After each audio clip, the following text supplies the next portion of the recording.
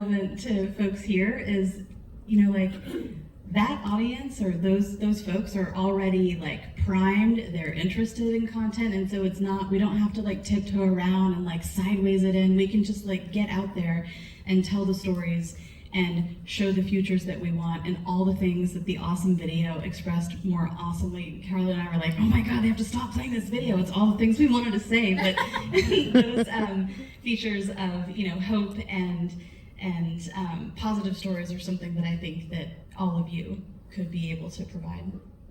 Thank you for saying that. It's so important for people to know. We say audiences, but gamers, audiences, players are hungry for this. They're ready, and it will be well received. It's not something that we have to tiptoe around, as you said, or break the ice. And I think there are some incredible examples we'll get into that have already done that. Carla, I'd love to hear from you that Anima Interactive recently partnered with Trevor Noah's Day Zero Productions and CineReach to launch a climate-themed video game competition this past Earth Day. Could you share a little bit about what your hopes are for engaging both the gaming community but also the storytelling community that's here in competitions like that?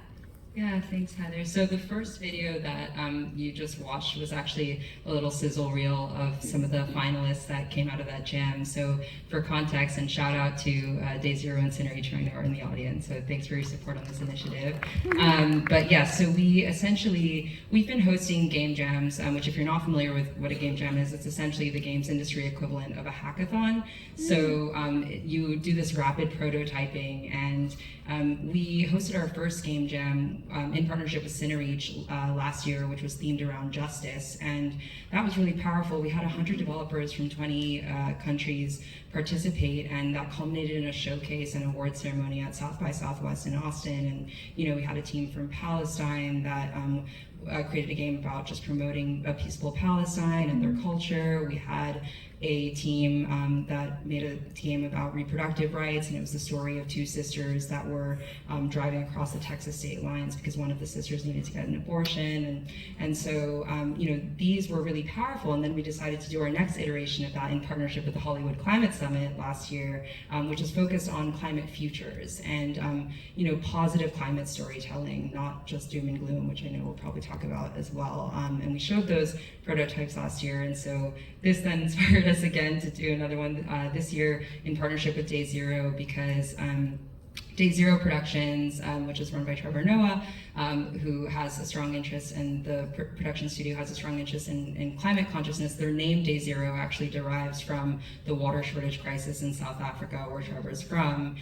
So we decided to partner and run another game jam this year, which was themed around solar punk and the solar punk movement. So if you're not familiar with solar punk, it's kind of this literary and aesthetic movement that is about a harmonious blend of nature and technology and imagining what a brighter future could look like, right? Rather than, again, kind of the more dystopian narratives in games or other entertainment forms. And so we had 200 participants from 35 countries this time, and it's just been amazing to see the turnout in the community. And those projects that you just saw in the video will actually be featured.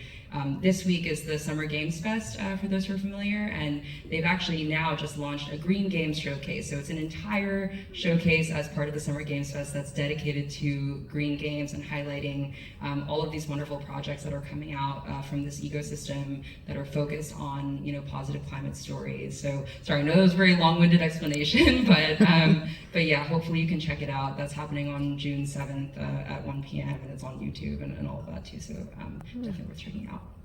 Yeah. And Carla, just